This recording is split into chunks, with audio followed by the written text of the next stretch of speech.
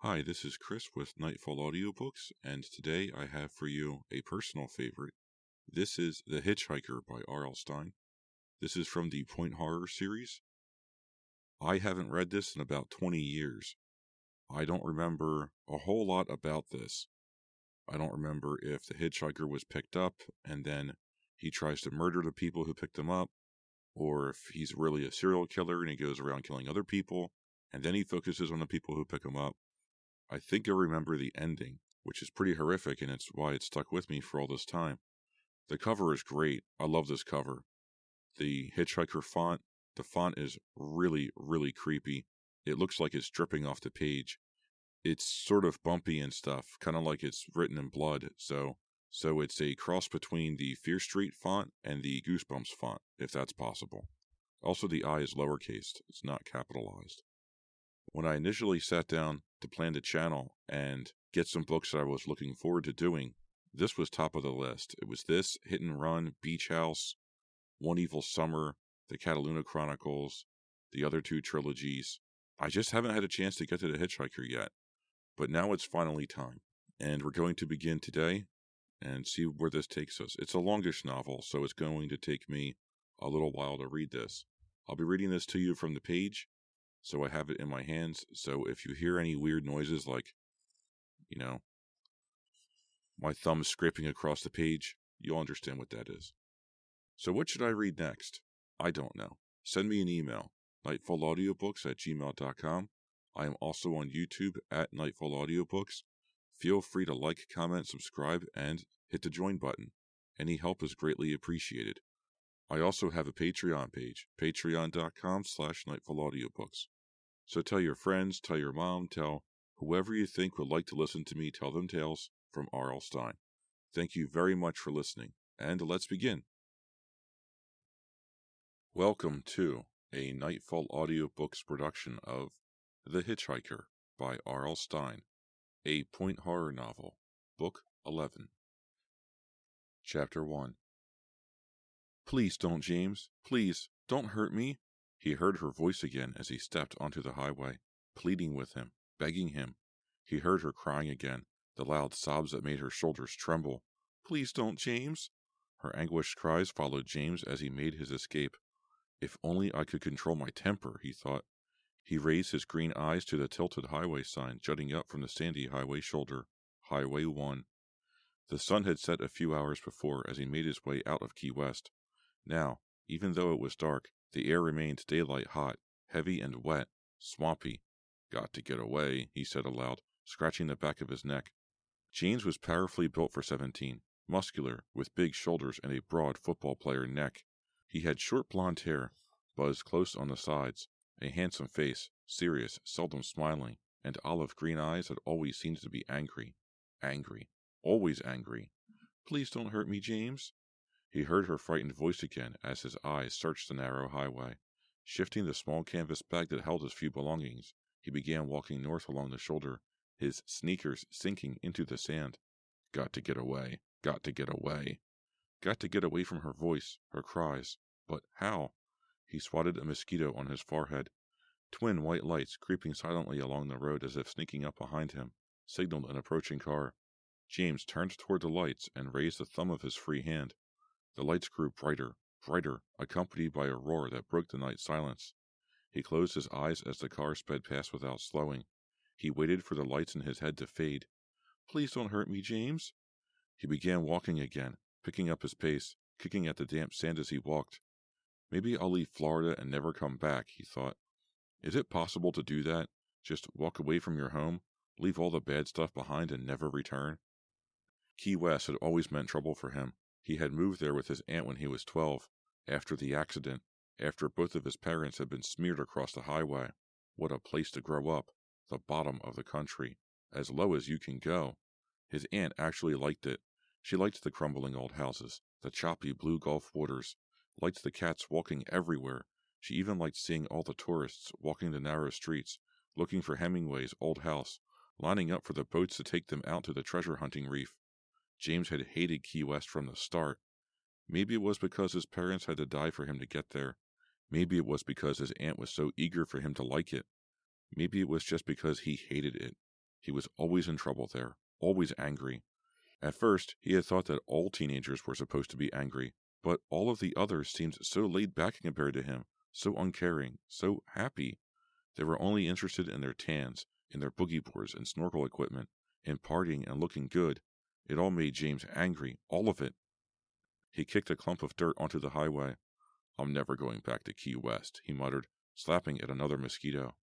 Another car roared past. James kept his thumb raised. A van filled with teenagers pulled up and slowed nearly to a stop. He could see grinning faces peering through the windows at him. One of the passengers waved to him. James started to jog toward the van, and it sped away, its horn honking loudly. James raised his fist angrily. Stupid clowns, he thought. He wanted to kill them. Kill them! Please don't, James. Please don't hurt me. He shook his head hard as if trying to shake away her pleading voice. Once again he heard her crying, saw her shoulders tremble. I know I should control my temper, he thought, but sometimes things get to be too much. Sometimes they just build up inside me and build up and build up and build up until I explode. What can I do? It wasn't the first time he had hurt her, but it would be the last. Kicking sand off his high tops, he stepped onto the highway without slowing his pace. Again he shifted the canvas bag to his other hand. Someone's got to stop and give me a ride, he thought. I can't walk all the way north. He walked over a narrow bridge. Water trickled softly below, the only sound except for the scuffing of his sneakers on the asphalt. He turned and raised his thumb as lights crept up the highway. Another car. It rolled past him. He lowered his thumb, disappointed, feeling the anger start to boil inside him. But then the car squealed to a stop, its tires skidding onto the sandy shoulder. The red taillights glared at him like two eyes. James jogged quickly toward the car, a black Buick Skylark. The driver's windows slid down with an electric buzz. He was an old man, James saw, with a knobby, bald head. Light glinted off his thick, round eyeglasses. How far are you going? The old man asked, smiling up at James, his eyes studying James's face from behind the thick glasses. James shrugged. I don't really know, he replied. Just heading north. I'm only going as far as Fort Lauderdale, the old man said, staring at the canvas bag in James's hand. Sounds good, James told him. James hurried around the front of the car, pulled open the passenger's door, and lowered himself into the leather seat. What's your name? The old man asked, easing the car back onto the road. George, James told him. George Murphy. James rested his head against the cool seat back and studied the old man, driving with both hands tight on top of the wheel. Nice car, James said, rubbing his open palm over the seat. Guess this is my lucky night, he thought. Chapter 2. Christina, slow down. Terry slumped lower in the passenger seat and raised her knees to the dashboard. Please, slow down. Christina, her dark eyes glowing with mischief, ignored her friend. Instead, she pressed her sandal on the gas pedal, and the Honda Accord surged forward with a roar. Christina, Terry pleaded. I'm just so tired of going 15 everywhere, Christina exclaimed, swerving past a rumbling gasoline truck, then cutting back into the right lane. Everyone in Florida drives 15 miles an hour. It just makes me crazy. We don't want to get stopped, Terry said softly. You know that. Christina took a hand off the wheel and brushed it back through her blonde corkscrew curls. Hey, we came to Florida to live dangerously, right? Have a little fun? You've had plenty of fun already, Terry said dryly, with a hint of disapproval in her voice. You haven't stopped partying since the moment we arrived. Christina's face broke into a broad grin. What was the name of that boy? She asked. Which boy? The real hunky one, Christina replied, still grinning. Which real hunky one? Terry cried. Both girls laughed. You didn't do so bad either, Christina told her friend, speeding up to pass a Greyhound bus. Do you think Matthew will write to me? Terry asked, staring out the window as the trees whirred by in the afternoon sunlight. Does he know how to write? Christina joked. He knows more than you might think, Terry said slyly. What a week, Christina exclaimed. What an awesome week. I even got some swimming in, Terry said.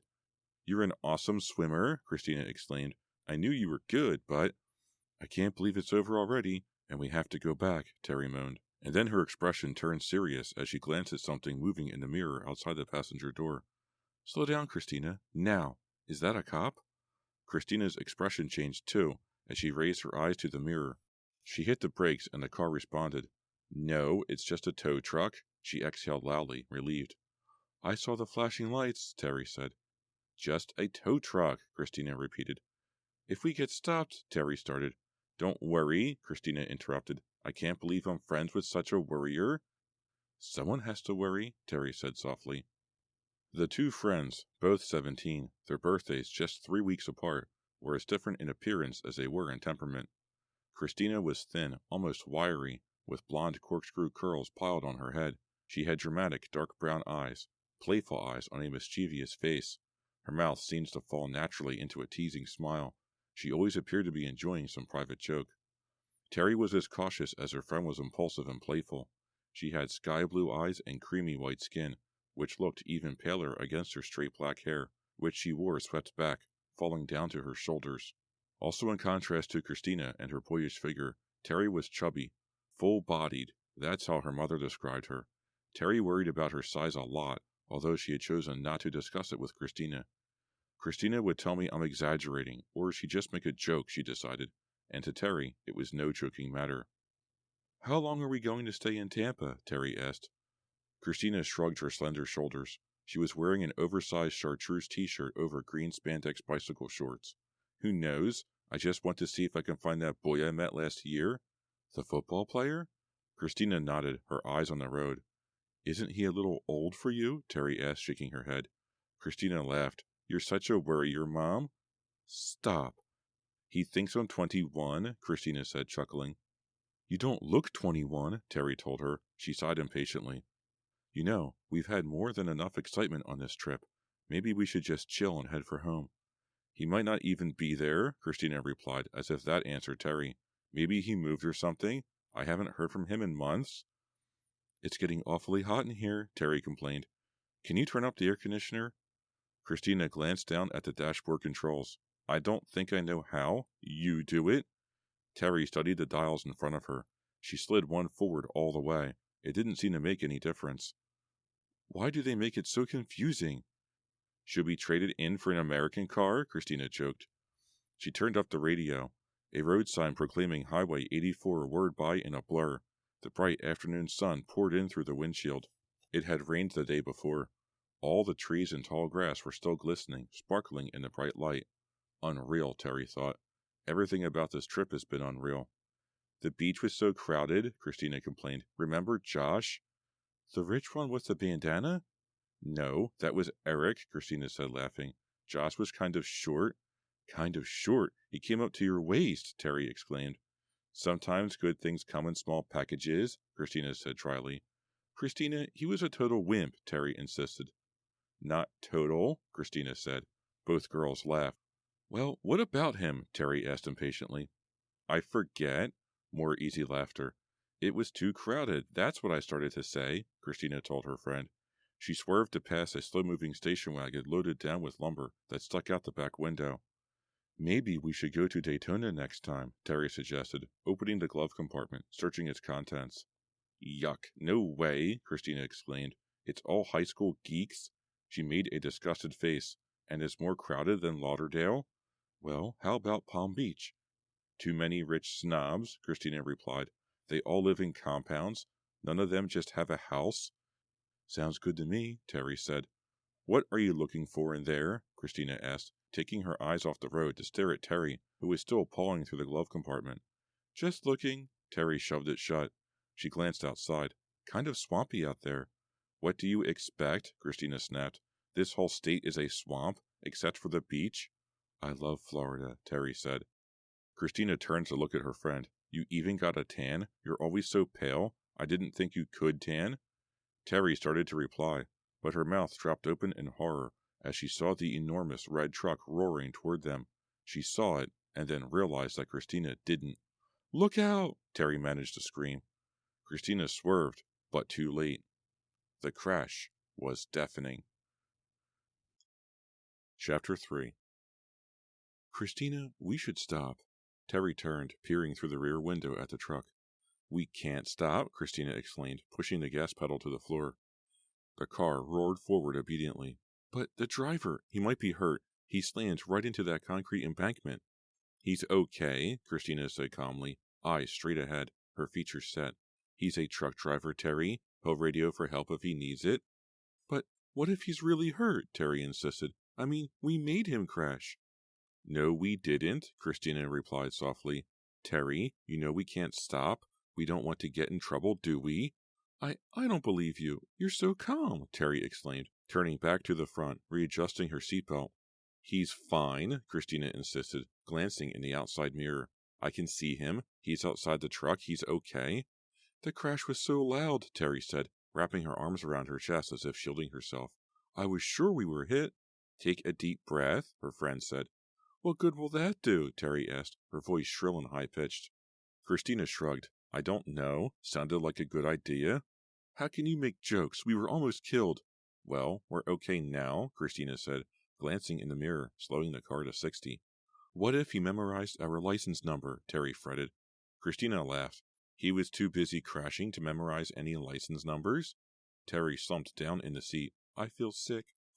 Just chill, will you? We're okay. Let's not spoil the whole vacation because some truck driver was in the wrong lane. But you were in the wrong lane, Terry insisted. Whatever, Christina muttered. They drove on for a while in silence. Terry closed her eyes and tried to force the sound of the crash, the squeal and crunch of metal, out of her head. So you really liked that guy Matthew? Christina asked after a while. Terry opened her eyes and glanced at the speedometer. 55. Well, she thought, at least the accident has caused Christina to slow down. Yeah, he was kind of nice, she answered distractedly, but he was a little too eager, if you know what I mean. Christina chuckled. I like him eager? Terry frowned. No, there is something too eager about him. I mean, well, I don't know what I mean. He frightened you? Christina asked, her expression amused. No, well, yeah. Christina laughed. Are you laughing at me? Terry asked hurt. No, of course not, Christina insisted. You just seem so confused. Remember that party on the beach the first night? Terry recollected, staring out her window. A clump of low weeping willows slumped over the highway. Everyone was drinking beer and the music was so loud. Well, Matthew pulled me away from the party, and we... Hey, look at that hitchhiker, Christina interrupted. She slowed the car. Oh no, Terry declared firmly. No way. No way, Christina. No way we're picking up a hitchhiker. Haven't we done enough? Enough is never enough, Christina said, her dark eyes glowing with excitement. Don't stop. I mean it, Terry insisted. But look how cute he is, Christina said, breaking hard. Cute? He looks like a killer. Don't exaggerate, Mom, Christina said, sticking her tongue out at her friend. Stop calling me Mom. I really hate it. Then stop acting like Mom, Christina said sharply. She pulled the car to the shoulder of the highway. The hitchhiker shifted the canvas bag he was carrying and came trotting up to Terry's side of the car. He had short blonde hair, Terry saw, and startling green eyes, and he was big, muscular, like a jock, and very broad-shouldered. Christina, I don't like this, Terry said unhappily. Christina laughed at her. What could happen? Chapter 4. James tossed his bag into the back seat of the Accord and then slid in after it. Don't you girls know you should never pick up a hitchhiker? He asked, smiling so that they would know he was joking. They both laughed, nervous laughs. What's your name? The blonde one with all the hair asked, turning to examine him. James, he told her. James Dark. Whoa, he thought, I messed up. I usually lie and give a phony name, just for fun. Why did I tell her my real name? Do people call you Jim? The other one, the chubby one, asked him. She was tugging nervously at a strand of her black hair, watching him in the rearview mirror. No, no one calls me Jim, he told her. He shrugged. No reason. Everyone's just always called me James. The blonde one introduced herself and her friend, Christina Jenkins and Terry Martin. James said their names over and over in his head, his way of memorizing. Christina and Terry, Christina and Terry. They're both pretty hot, he thought, settling back on the seat, rubbing his open palm against the upholstery. Pretty humid out there, he said, smiling. I wish Christina would stop staring at me like that. She's starting to make me nervous. Where are you headed? Christina asked him. James shrugged. Doesn't really matter. Just away. We're going to Tampa, Terry said, glancing nervously at Christina. Hey, I've got a cousin in Tampa, James said. My cousin Paul. And come to think of it, he owes me money. Excellent, Christina said. So we can drop you off there? Excellent, James repeated. Where are you going after Tampa? Home, Terry answered quickly. Where's home? James asked. Well, Cleveland, Terry replied reluctantly, glancing at Christina. You two live in Cleveland? James exclaimed. I didn't think anyone lived in Cleveland. You can't exactly call it living, Christina joked. They all laughed. Christina pulled the car back onto the highway.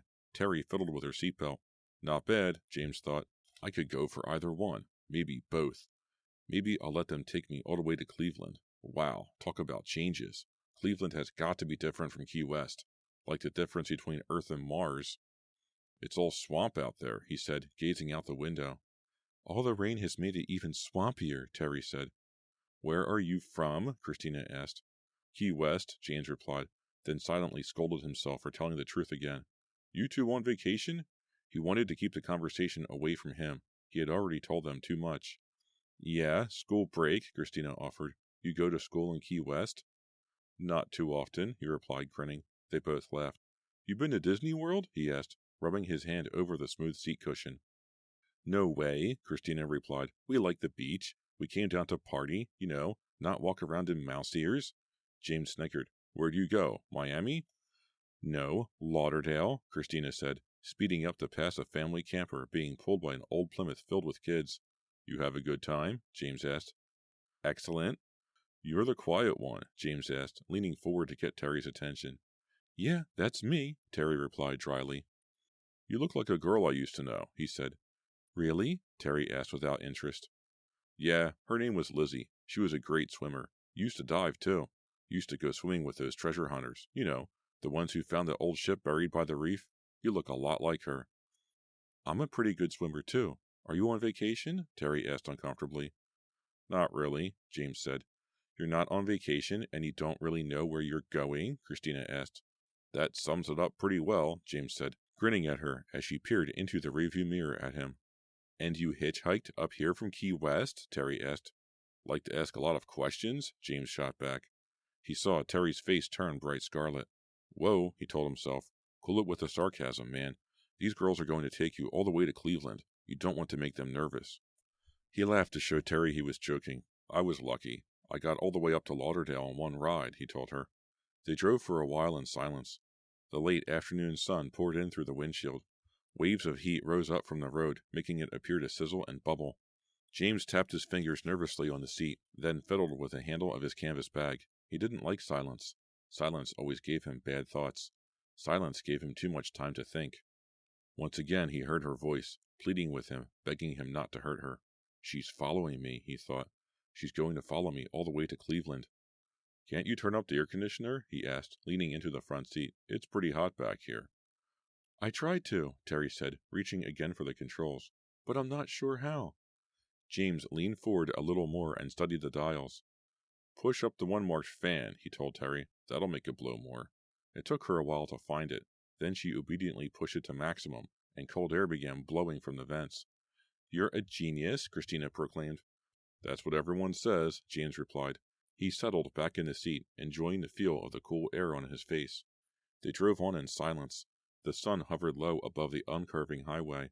It looked as if they were going to drive right into it. Hey, anybody hungry? James asked after a while, mostly to break the silence, the painful silence. There's a cool-looking diner over there. Christina slowed the car. They turned their eyes to the diner, set off the road behind a narrow gravel parking lot. It looked like a railroad car, all shiny metal with a single row of windows along the length of it. A neon sign perched above the roof hadn't been turned on yet. It proclaimed Everglades Diner in big block letters. Let's try it, Christina said, and made a sharp turn into the narrow lot. The Everglades isn't near here, Terry protested. Maybe Mr. Everglade owns the place, Christina joked. James laughed. Maybe they serve alligator burgers. Christina parked the car by the front entrance and cut the engine. Aren't alligators endangered? Terry asked. Aren't we all? James said dryly. He climbed out of the car and stretched his legs, reaching his hands high above his head. Out of the corner of his eye, he saw both girls watching him. They're both hot for me, he thought, secretly pleased. This could be one interesting ride. You work out? Christina asked him. Their shoes crunched over the gravel as they made their way to the glass front door of the diner. A little, James said modestly. He stared at her, giving her his sexiest smile. He expected her to look away, but she stared right back at him. It was cool inside the diner. The roar of the air conditioner competed with the country music on the jukebox. A young man in a white apron stood behind the counter, silently moving his lips as he read a copy of the National Enquirer.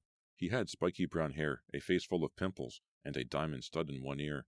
He looked up for a second as James and the girls entered, then quickly returned his eyes to his newspaper. James led the way to a red vinyl booth at the end. They were the only customers he saw. The two girls slid in across from him. "Who's that singing?" Christina asked. "Randy Travis," James told her. "Is he supposed to be good?" she asked, picking up a plastic menu. James's mouth dropped open. "Huh? You don't know Randy Travis?" "I'm not into country," Christina replied, studying the menu. "I think I saw him on TV once," Terry remarked. "You're missing a lot," James told them seriously. He'd been listening to country music his whole life. He liked it because it was so sad. Just about every song was sad in some way. Even the singers' voices were sad. They studied the menu. James kept glancing up at Christina and Terry. Two hot babes, he thought. Hope I can keep out of trouble. But Bad Luck and Trouble are my middle names.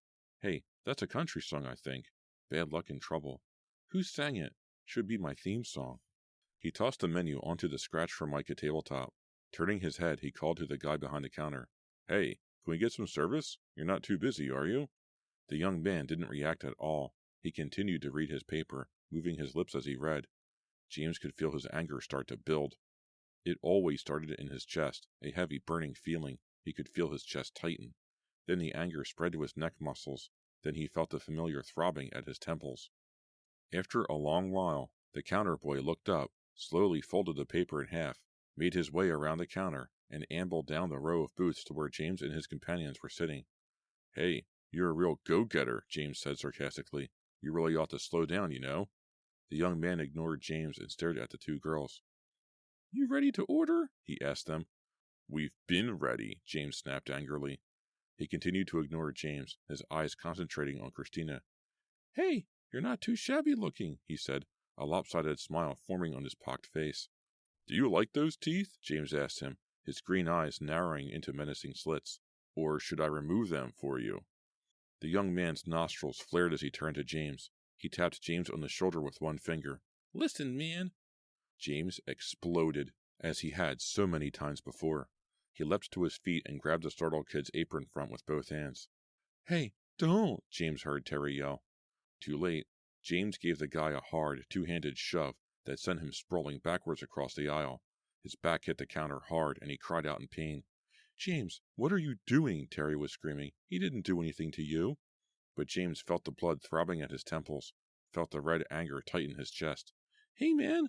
The guy raised both hands as if to shield himself, but James grabbed him again, pulled him away from the counter, then slammed him hard again. This time, he seemed to bounce off the counter, crying out as he hit, then slumping to his knees on the dirty floor. "James!" Terry was screaming. "Come on, we're out of here," James said, glaring down at the counter boy, who made no attempt to get to his feet. "But, James!" They followed him out of the diner, back onto the gravel parking lot. The sun was dipping behind the cypress trees across the highway. He could see the two girls casting meaningful glances at each other. Were they frightened or impressed? Terry definitely looked frightened. He couldn't read Christina's expression. "What a creep," James muttered, kicking a clump of gravel across the lot.